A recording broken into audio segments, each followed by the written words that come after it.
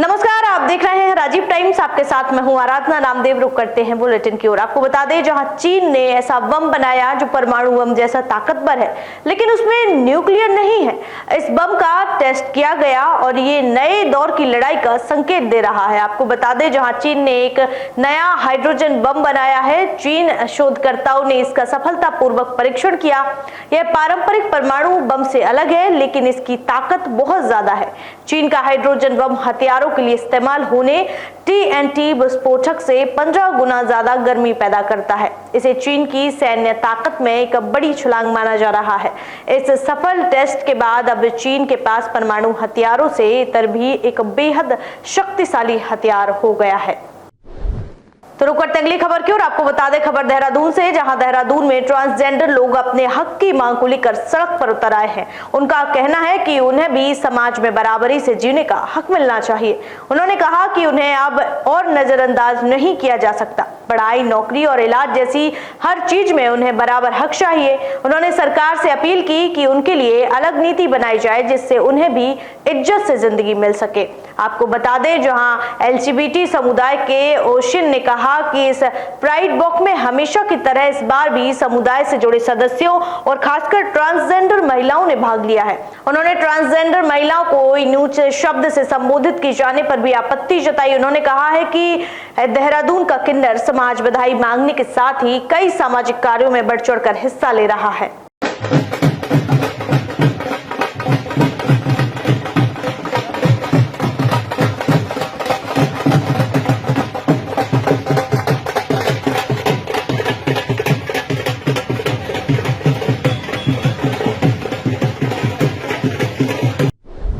तो रुक करेंगे अगली खबर की ओर, जहां बता दें आपको खबर आगरा से। आगरा में भाजपा नेता पर आरोप है कि उसने गाड़ी से टक्कर मारी और फिर सड़क पर गाड़ी मालिक को पीट दिया।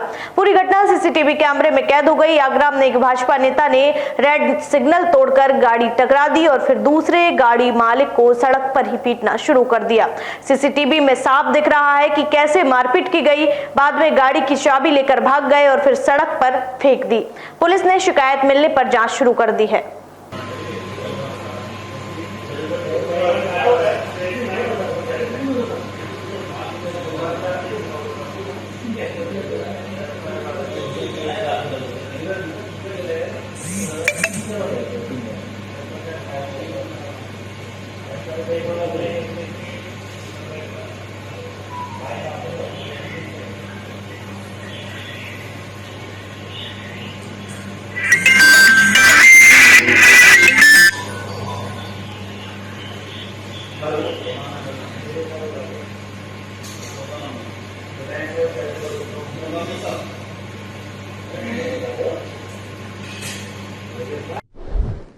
तो खबर राजधानी दिल्ली से है, जहां दिल्ली में आम आदमी पार्टी ने ऐलान किया है कि वो इस बार मेयर चुनाव नहीं लड़ेगी। उनका कहना है कि अब भाजपा को दिल्ली की जिम्मेदारी लेनी चाहिए। दिल्ली में मेयर पद पर बीजेपी की राह अब लगभग साफ हो गई है। आम आदमी पार्टी ने मेयर चुनाव नहीं लड़ने का फैसला लेते हुए बीजेपी पर विधायकों को तोड़ने की साजिश का आरोप लगाया है। बीजेपी ने राजा इकबाल सिंह को मेयर और जय भगवान यादव को डिप्टी मेयर पद का उम्मीदवार बनाया है। इस महीने के अंत में चुनाव होना है। विधानसभा अध्यक्ष विजेंद्र गुप्ता पहले ही चुनाव में भाग लेने वाले विधायकों की सूची जारी कर चुके हैं। आपके चुनाव से हटने से बीजेपी की जीत तय मानी जा रही है, जिससे दिल्ली नगर निगम में उनका नियंत्रण और मजबूत होगा। आपके दिल्ली अध्यक्ष सौरभ भारद्वाज ने कहा कि अब हम मेयर का चुनाव नहीं लड़ेंगे। तो हम लोगों ने एक फैसला किया है कि हम इस बार मेयर के चुनाव में आम आदमी पार्टी का उम्मीदवार खड़ा नहीं करेंगे। भारतीय जनता पार्टी अपना मेयर बना ले, भारतीय जनता पार्टी अपनी स्टैंडिंग कमेटी बनाए और दिल्ली को बिना किसी बहाने बनाए 4 इंजन की सरकार कह लें या इसको 3 इंजन की सरकार कह लें। 4 में कभी कभी इसलिए कहता हूं क्योंकि चौथा इंजन LG है, जो कभी कभी चलता है, कभी कभी रुक जाता है। आजकल रुका हुआ है, मगर कुल मिला के 4 इंजन की इनकी सरकार जो है उसको ये चलाए और दिल्ली वाले को दिखाएं। तो आपको बता दें खबर यूपी से, जहां उत्तर प्रदेश के शामली में एक हादसे में मृत महिला की लाश से अस्पताल के वार्ड बॉय ने कान के सोने की बालियां निकाल ली। हरकत सीसीटीवी कैमरे में रिकॉर्ड हो गई। आपको बता दें जहां यूपी के शामली में एक दर्दनाक हादसे के बाद अस्पताल में अमानवीय घटना सामने आई, जहां मेरठ जाते समय 23 वर्षीय श्वेता की बस दुर्घटना में मौत हो गई। शव को जिला अस्पताल ले जाया गया, जहां परिजनों ने देखा कि श्वेता के कानों से सोने के कुंडल गायब हैं। हंगामे के बाद जब सीसीटीवी फुटेज खंगाले गए तो एक वार्ड बॉय विजय चोरी करते हुए नजर आया। पुलिस ने उसे गिरफ्तार कर लिया और एक कुंडल बरामद भी कर लिया है। प्रशासन ने दोषी पर सख्त कार्रवाई का भरोसा दिलाया है। इनके सामने ही कर देगा, देखो काम सामने कर दिया, इसका ध्यान ही नहीं है। वो कर दिया ये लो, अरे गोले में हो गया, पहले तो कर दिया, डाल लिया जेब में, इसके पीछे जेब में डाल दिया। हाँ, वो जेब में डाल लिया हमने। अब पर्दा हटा दिया, अब दूसरे को लेवा करवट। अब देखो दूसरे करवट नानी इधरली साइड है, देख चुका मैं, दोबारा देख लो, ये वो देखो करवट पर गर्दन पर जिसका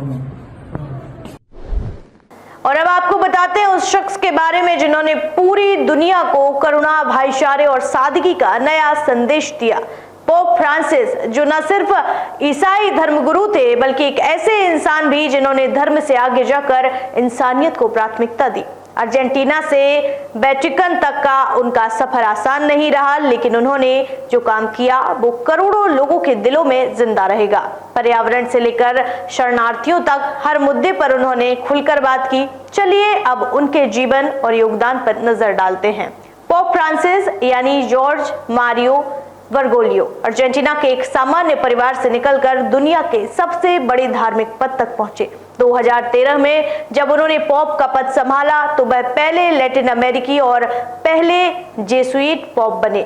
उन्होंने चर्च को आम आदमी के करीब लाया। चर्च की सादगी और पारदर्शिता बढ़ाने की दिशा में उन्होंने बड़े कदम उठाए। पोप फ्रांसिस का फोकस हमेशा गरीबों और हाशिए पर खड़े लोगों पर रहा है। उन्होंने एलजीबीटीओ समुदाय के लिए भी सहानुभूतिपूर्ण रुख अपनाया और कहा, हम कौन होते हैं जज करने वाले। पर्यावरण पर उनकी एनसाइक्लिकल लाउदातो सी पूरी दुनिया में चर्चित रही। तो इस बुलेटिन में फिलहाल इतना ही। देश दुनिया की तमाम खबरें देखने के लिए देखते रहिए राजीव टाइम्स। मुझे दीजिए इजाजत, शुक्रिया।